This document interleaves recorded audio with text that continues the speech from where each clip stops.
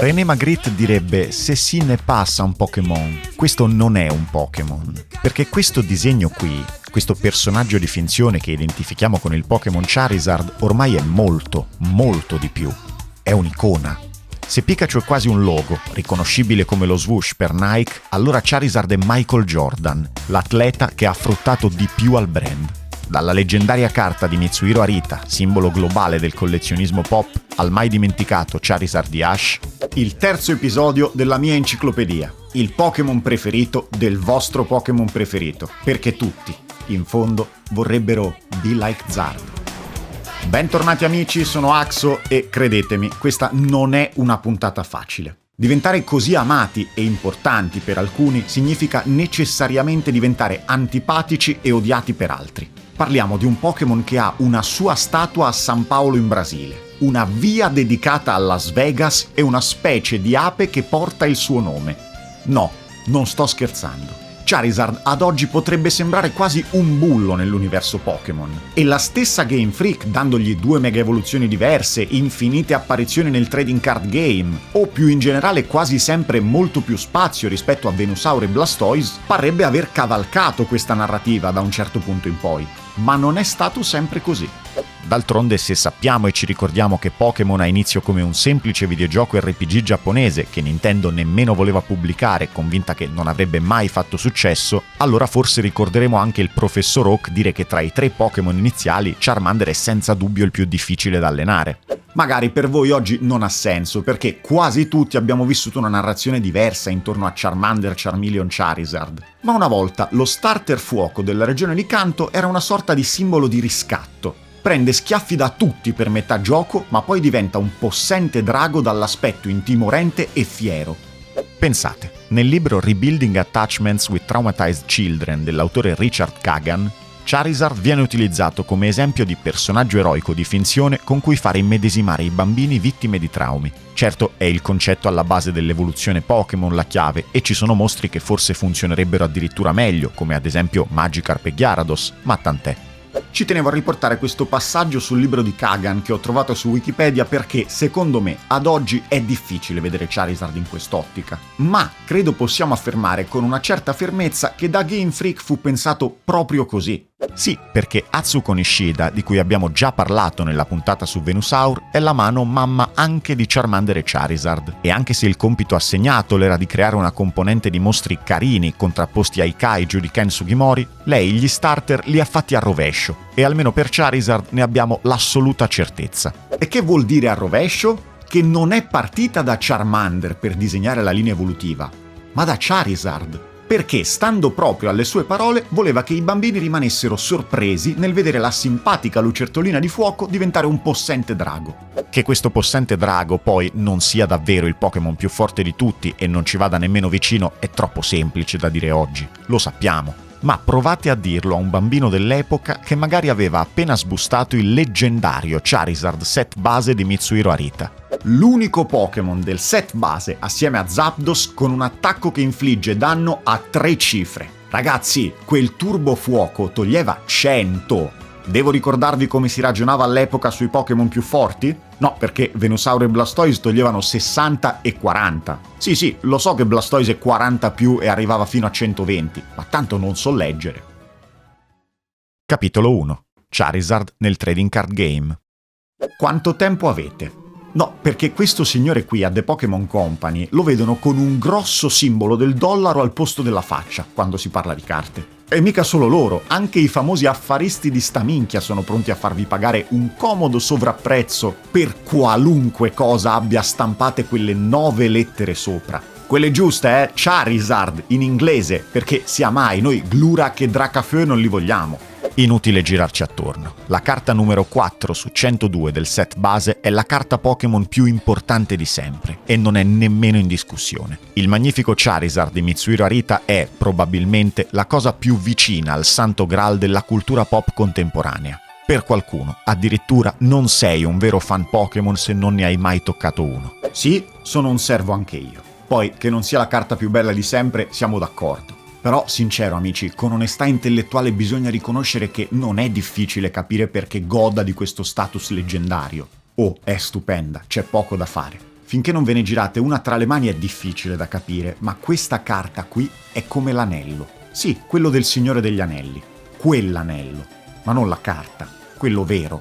Il nostro viaggio passa anche per le sue pre-evoluzioni, disegnate anche in questo caso entrambe dal maestro Arita nel primo storico set Pokémon, ma passa anche e soprattutto dalla mano che Charizard l'ha partorito, la mano di Atsuko Nishida. Nel set Expedition abbiamo l'unico Charizard di sempre, almeno arrivato su un prodotto ufficiale, disegnato dalla sua creatrice. Sì luminoso e dagli occhioni molto grandi, firma stilistica di Nishida, ma anche muscoloso e possente. Charmander, disegnato dalla mamma, invece lo vediamo nell'epoca terza generazione, e Charmeleon ai tempi di Diamante e Perla. Ma noi mica abbiamo finito qui.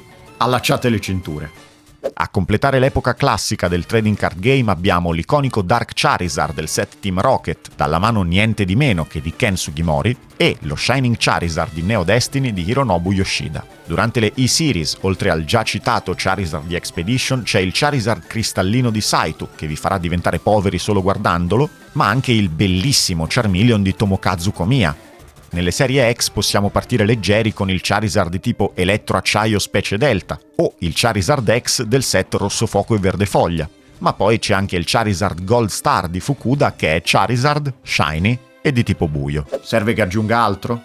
Non cercate nemmeno quanto costi comprarne uno. Lasciate stare, fidatevi. Credo che Federic lo tenga in banca, giusto per darvi un'idea. Da qui in poi il discorso torna più umano, e non sarete più costretti a ipotecare la casa dei vostri nonni per comprare una carta dei Pokémon. In epoca Platino abbiamo Mitsuhiro Arita che spolvera la sua matita e ci ripropone una nuova versione moderna degli iconici 3 artwork del set base, o per i più tamarri il Charizard di Cyrus livello X. Ma io vi giuro che si fa notte, amici. Nelle tag team di Sole e Luna ci sono Charizard e Reshiram, famosissima, e Charizard e Braixen. Durante Spada e Scudo arriva Charizard Alternative Art di Astri Lucenti che lotta contro Venusaur. Arriva un'intera collezione premium dedicata a lui, e non chiedetemi dove siano quelle di Venusaur e Blastoise. Arrivano le 2 orribili carte Shiny che però costano un botto. E poi di nuovo nel set 151 l'intera linea evolutiva in versione Art Rare, disegnata da Miki Kudo mentre, evolvendo, risale un canyon vulcanico arrivando a un Charizard che vola nei cieli. In Ossidiana Infuocata TPCI torna a battere cassa dopo il flop dei primi 2 set di Scarlatto e Violetto e ci butta dentro il Charizard X Terra Crystal di Akira Egawa. E in ultimo, fresco fresco, Mega Charizard X EX di Fiamme Spettrali. Mica te lo puoi fare mancare. A onor del vero, però, questo è veramente bello. Ma no, non ci serviva un'altra ultra premium. Davvero. Ciao amici, sono io dal futuro. Ho appena finito di registrare questo video per la seconda volta. Vabbè, perché sono un pirla e ho cancellato la rec, ma fa niente. So che siamo in pochi a guardare l'enciclopedia, ma qualcuno che non è iscritto al canale ci sarà sicuramente. E allora vi chiedo, se vi sentite parte di questa community e vi piace il lavoro che svolgo su questo canale, pensateci. È gratis e potete sempre cambiare idea. Grazie mille a tutti. Capitolo 2. Charizard nei giochi. Ho un Charizard Shiny su Pokémon Heart Gold e Soul Silver. Niente, siccome sugli starter non c'è mai troppo da dire nel capitolo sui giochi, volevo farvelo sapere. Guardate che bello. Fiero proprio. Charizard, inoltre, come accennato nella puntata sul fratello di tipo Erba, non si può dire che brilli per utilità nei giochi in cui è protagonista per la prima volta. La regione di Kanto, infatti, gli è piuttosto ostile, e con il 97,7% del Pokédex composto da tipi acqua, la vita non è semplice se sei un tipo fuoco. Fatta eccezione per la palestra di Erika, dove passeggia incendiando qualunque cosa sul suo cammino, anche contro la Super 4 Lorelei, che dovrebbe essere di tipo ghiaccio, incontrerà non poche difficoltà a causa del molto diffuso doppio tipo ghiaccio-acqua. Ma a noi che ce frega, ma vuoi mettere idropompa con lanciafiamme e fuoco bomba? Dai, su. Ah, ovviamente anche quando si parla di videogiochi la Charizard Tax mica ci va leggera. Questi due sono praticamente lo stesso identico gioco. Ma provate a indovinare quale dei due costi vertiginosamente più dell'altro. La vera gloria, però, Charizard la conoscerà con la 6ª generazione Pokémon, dove, in barba ai suoi fratelli Venusaur e Blastoise, riceverà in Pokémon X e Y ben 2 diverse mega evoluzioni, ciascuna a seconda della versione di gioco. La Y, che rimane fedele al Pokémon originale, mantenendone colori e typing fuoco volante e citando i primi Charizard monocorno di Ken Sugimori, e la X, che diventa nera. Ah, e anche drago, giusto. Oggi ve lo dico così, pacatamente, ma nel 2013 mi sono spogliato quando l'ho vista, credo. Che poi vi dicevo che sono le Mega a dare la vera gloria a Charizard, non solo perché ovviamente in Pokémon X e Y basta cliccare il tasto della Mega Evoluzione per tipo autovincere qualunque battaglia, ma anche perché, forse non lo sapevate. E allora? Il momento sapevate. Sapevate che Charizard prima di Pokémon X e Y era tutto sommato una discreta busta nel gioco competitivo Pokémon? Certo, prima della quarta generazione il VGC non esisteva, ma grazie a community come Smogon si è sempre lottato competitivamente tra giocatori e, nelle battaglie in singolo che un tempo andavano per la maggiore, Charizard ha quasi sempre oscillato tra le tier underused e never used, dal nome abbastanza autoesplicativo. Con l'avvento del circuito competitivo ufficiale del VGC non cambia nulla. Anche in doppio Zardone non serve a niente. E pensate un po', è perfino più scarso di Typhlosion, che perlomeno ha eruzione. Poi però arriva la mano de Dios. E non permettetevi mai più di mancare di rispetto al re. Mega Charizard Y è sbroccato e grazie alla sua abilità siccità diventa uno staple in ogni metagame dove è possibile giocarlo. E pensate, è addirittura nel team che prenderà il secondo posto ai mondiali del 2014. Sapevate! Sempre imbarazzante, ma tra l'altro tocca dirlo. Arriva secondo al mondiale perché, sapete chi l'ha vinto? Guardate questo video, se non lo sapete. Capitolo 3. Charizard nell'anime. Tranquilli, non c'è nemmeno bisogno di perdere tempo. Lo so quale episodio volete sentire raccontato. Anche qui non ha senso nascondercelo. Charizard ha fatto la storia della serie animata Pokémon e ancora oggi è uno dei compagni di Ash più amati di sempre. Dalla tragica storia del Charmander di Damian abbandonato sotto la pioggia e catturato dal protagonista, fino ai suoi infiniti ritorni. Oggi parliamo di quell'immagine là. L'addio del Charizard di Ash. È il 22 marzo 2001 quando viene trasmesso per la prima volta in Italia un episodio che avrà spezzato il cuore di molti bambini. L'episodio numero 136 intitolato La Valle dei Draghi. Ash ha da poco ottenuto la sua prima medaglia nella regione di Johto e mentre prosegue il suo cammino al fianco di Brock e Misty, proprio questi gli fanno notare quanto sia scorretto da parte sua utilizzare sempre Charizard per superare le battaglie. Anche a detta del Team Rocket, Charizard è veramente troppo potente e incute timore solo a vederlo. Oh, sappiatelo, la vallata dove stanno camminando la chiamano Charisific Valley nel doppiaggio originale italiano. Ma siccome l'episodio si chiama La Valle dei Draghi, io mi rifiuto di ripetere un'altra volta Charisific Valley e la chiamerò solo Valle dei Draghi.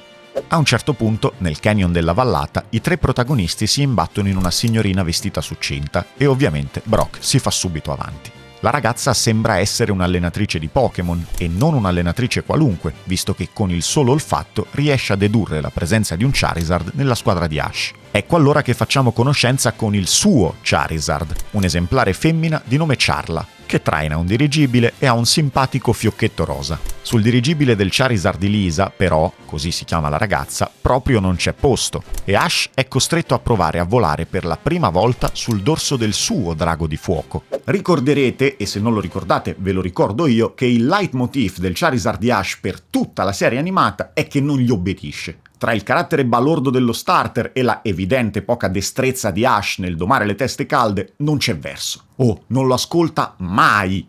Per fortuna però Lisa, che invece è un esperto, provoca Charizard e questo per ripicca si tira Ash sul dorso. Il volo è tutt'altro che una passeggiata, ma in qualche modo anche il Peter Pan di Biancavilla vola. Nel mentre, da Lisa, che sta conversando comodamente al telefono con Misty e Brock sulla loro portantina attaccata al dirigibile, scopriamo che è una sorta di Pokémon Ranger e il suo compito è quello di proteggere i Charizard selvatici della valle dai bracconieri. Bracconieri che, seppur non di prima scelta, non tardano ad arrivare tramite una scorciatoia. Che poi, sarete d'accordo con me, possono togliere Misty, possono togliere Brock, possono togliere perfino Ash dall'anime Pokémon, ma loro tre amici. Il Team Rocket è il vero protagonista. Insostituibili, iconici, immortali Jessie, James e Meow. Giunti nella magnifica Valle dei Draghi, Misty e Brock scoprono da Lisa il segreto dei Charizard più forti della storia del mondo Pokémon, l'allenamento in natura. ovvero senza l'aiuto di esseri umani, combattendo tra di loro allo stato brado. Alla fine, in un modo o nell'altro, anche Ash riesce ad arrivare, ma viene subito ripreso da Lisa perché il suo Charizard avrebbe bisogno di più allenamento e disciplina. Ash monta su tutte le furie ed esige di poter essere messo alla prova facendo affrontare il suo Charizard e un Charizard selvatico della valle. Di nuovo, come nello scorso episodio che vi ho raccontato, l'anime vintage di Pokémon ha una marcia in più e mi strappa sempre un sorriso. Spavaldo, il Charizard di Ash, si avvicina a un bestione selvatico. Gli fa letteralmente toc toc sulla spalla e gli spara un lanciafiamme di saluto dritto nel muso. Che ve lo dico a fare, chiaramente quello non la prende molto bene e il Pokémon di Ash viene incenerito. Ma non si arrende. Gli viene proposto come avversario successivo il Charizard più mansueto dell'intera vallata, ma anche questo, che stava letteralmente dormendo, lo stende con un colpo solo. Ash cerca quindi di consolare il suo compagno, che sembra completamente impotente di fronte ai forti draghi selvatici, ma di nuovo questi non si arrende, torna noncurante all'attacco e prende di nuovo botte da orbi. Lisa, allora, per la sicurezza di tutti, chiude le porte della vallata. Poi le riapre, perché Charizard si mette a battere i pugni sul portone e, giusto per non farci mancare niente, Lisa lo fa menare anche da Charla. Avanti così, Zardone. Ah, e in tutto questo il Team Rocket, che stava ovviamente spiando di nascosto tutta la scena, è emotivamente distrutto perché il Charizard, che umilia sempre loro, sta venendo umiliato senza pietà. Magnifico! Cala la notte, ma anche se i nostri eroi vorrebbero ripartire, Charizard è inamovibile. Lisa gli ha detto di restare lì, e lui, disposto a tutto pur di allenarsi e diventare più forte, è effettivamente rimasto lì, in acqua, per tutto il pomeriggio. Anche il Team Rocket, ormai dalla parte del Charizard di Ash, prende a tirargli pietruzze per farlo rimanere sveglio, e Lisa, sbirciando dal portone della vallata, nota la tenacia del Pokémon. Sorge nuovamente l'alba e Charizard è ancora lì, marmoreo. E qui succede una cosa incredibile. Il Deus Ex Machina per far accettare Charizard nella Valle dei Draghi sono proprio loro. Jessie, James e Meow piantano un mega robot pigliamosche davanti al portone e iniziano a prenderlo a capocciate. Ma è tutto un piano. Loro vogliono farsi sconfiggere, così da far fare a Charizard la parte dell'eroe. E quindi sì, ripartono alla velocità della luce, ma sorridenti e commossi. Il portone si apre e Lisa comunica ad Ash che finalmente Charizard è pronto. Può allenarsi con gli altri esemplari della Valle dei Draghi. In quella che è una delle scene più tristi e famose di tutta la serie animata Pokémon, Ash, nascondendo le lacrime sotto la visiera del cappellino, dice a Charizard che non vuole un Pokémon così debole con lui e lo intima a rimanere lì ad allenarsi per poi correre via. D'altronde è per il suo bene.